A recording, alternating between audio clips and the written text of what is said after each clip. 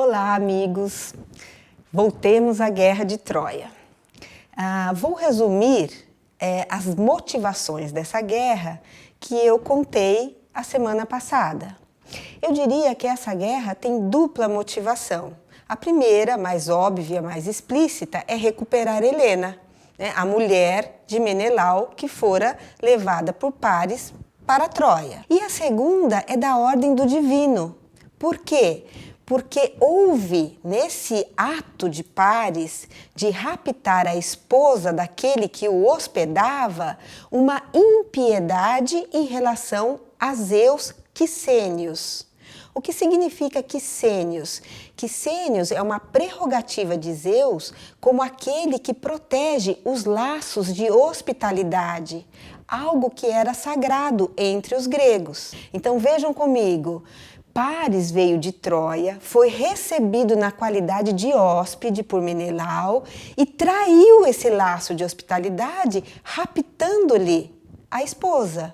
Então, uma das justificativas de Agamêmnon para essa guerra é cobrar essa híbris de Paris em relação a Zeus, protetor dos laços de hospitalidade. Então, vamos para a partida dos gregos.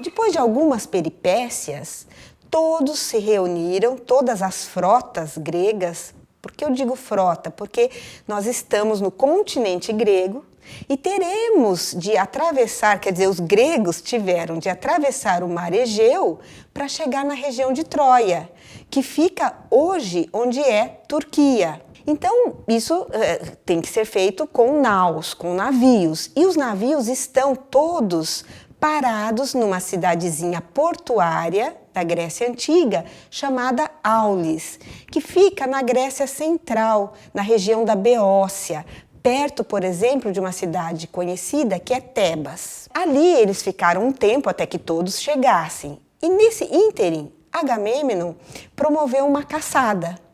E nessa caçada ele foi muito bem sucedido, porque ele abateu um cervo de forma muito eficiente.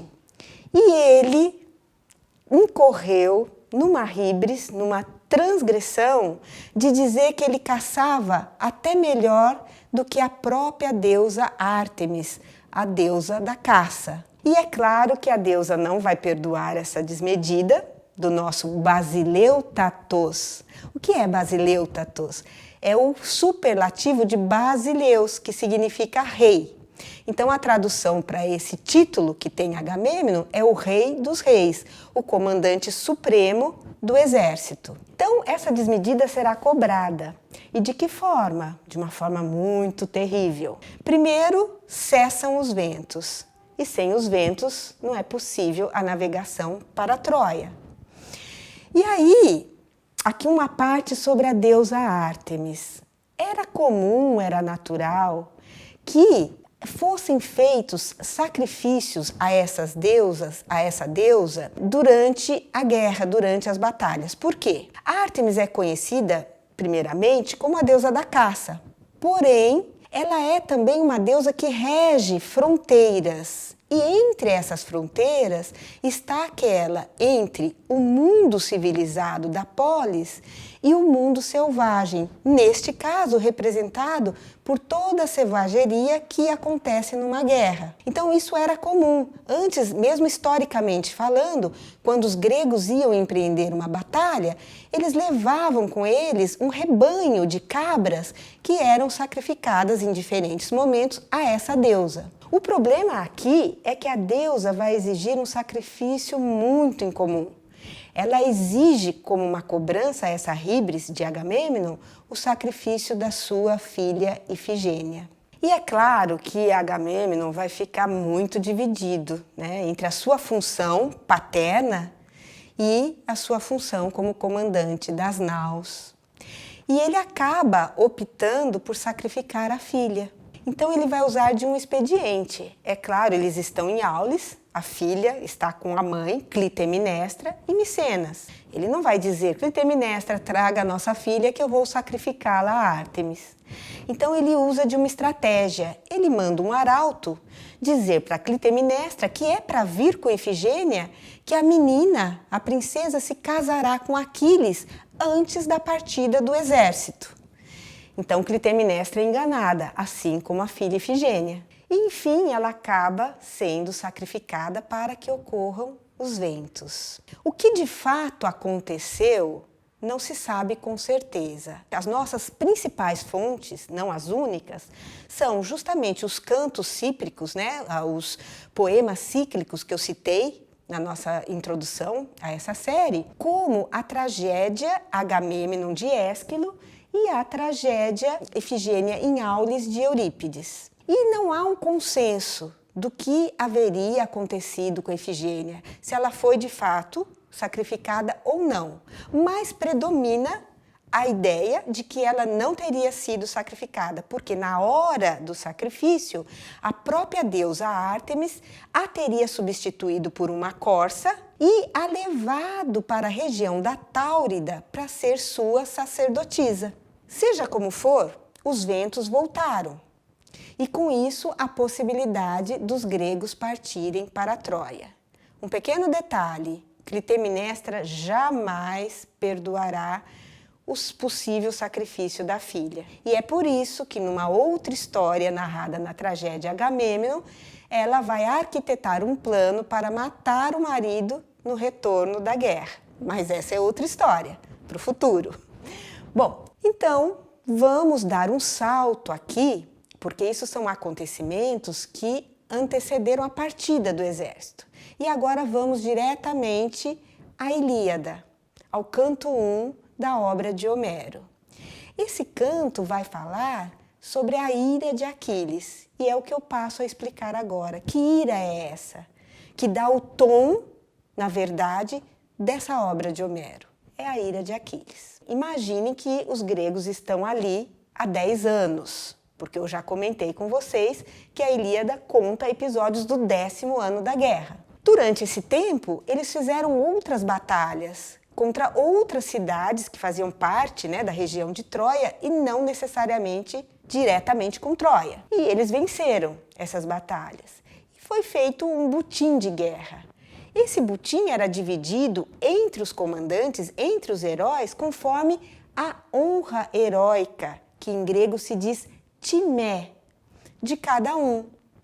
E nisso, Agamêmnon ficou com uma jovem, entre outras coisas, com uma jovem chamada Criseida.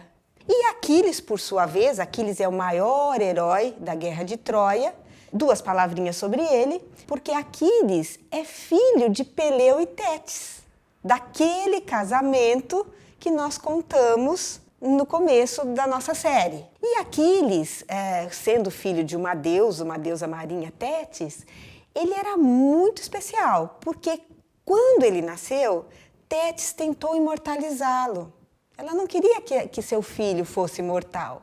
Então ela pegou Aquiles pelos tornozelos e o submergiu nas águas do rio Estige, tornando-o invulnerável, exceto no exato lugar onde a deusa segurou a criança, que é justamente o calcanhar. E aí aquele outro ditado que existe entre nós, isso é o calcanhar de Aquiles. Dito isso, retomemos a história. Aquiles está com Briseida como espólio de guerra, referente à sua honra heróica, a sua timé, e Agamêmnon com Criseida. O problema é que Criseida era filha de um sacerdote de Apolo chamado Crises. E esse sacerdote não se conforma de ter a filha cativa dos gregos. Então ele vai até o acampamento dos gregos e, levando uma série de oferendas, tesouros que ele reuniu, para trocar pela filha. E Agamêmnon, os gregos, de modo geral, acham que está ok, que é justo que essa troca seja feita. Mesmo porque ele, na qualidade de sacerdote de Apolo, ele fala com as insígnias do deus. E isso exige um respeito extra, que Agamêmnon não considerará. Porque ele diz que só não mata o sacerdote justamente por ele ser sacerdote de Apolo, mas que ele suma da frente dele e nem volte ali no futuro, porque ele estará correndo risco. E que a Criseida ele não devolve de jeito nenhum. Sabem por quê? Isso é textual, está no canto 1 da Ilíada. Diz ele que prefere a jovem à própria esposa, a Clitemnestra, porque ela não perde em nada para a esposa, seja no porte físico, na altura, na inteligência ou nos seus afazeres. Olhem só, imaginem se Clitemnestra ouvisse isso. Conclusão, Crises vai embora, mas clama a Apolo e mostra a desconsideração que ele, na qualidade de seu sacerdote, sofreu entre os gregos. E aí, gente, nós vamos assistir no texto, né, a primeira epifania de Apolo na literatura grega. E é uma epifania terrível, porque ele vem com seu arco e suas flechas, ele vem como vem à noite e ele começa a disseminar no exército grego uma peste, que faz mais mortos do que as próprias batalhas. Quando essa situação se instala entre os gregos, Aquiles sugere que se reúna a assembleia e essa assembleia decide perguntar a Calcas, o adivinho do exército, por que dessa peste. Calcas conta tudo isso que eu contei e diz que essa é a causa, que é necessário, de forma urgente, devolver a filha ao pai, ao sacerdote, agora sem nenhum tesouro, sem nenhuma compensação e ainda mandar uma hecatombe para ser feita a Apolo, e assim a peste cessará. Agamêmnon fica muito furioso. Aliás, um detalhe, antes de Calcas contar o motivo da peste, ele pede para Aquiles que garanta a sua segurança, porque ele sabe que o Basileu Tatos, né, o comandante, não vai gostar do que ouvirá. E dito e feito, Agamêmnon fica furioso, diz que devolve a Criseida, mas não ficará sem prêmio. Resolve tomar o prêmio de Aquiles, que é a Briseida. Eu não sei se vocês assistiram o filme Troia, hollywoodiano, né, onde Aquiles é o Brad Pitt, que ali parece que há um caso de amor, né? Que o problema é que Aquiles estaria apaixonado por Briseida. Isso eu não sei dizer. Mas o problema real dessa situação é de outra ordem.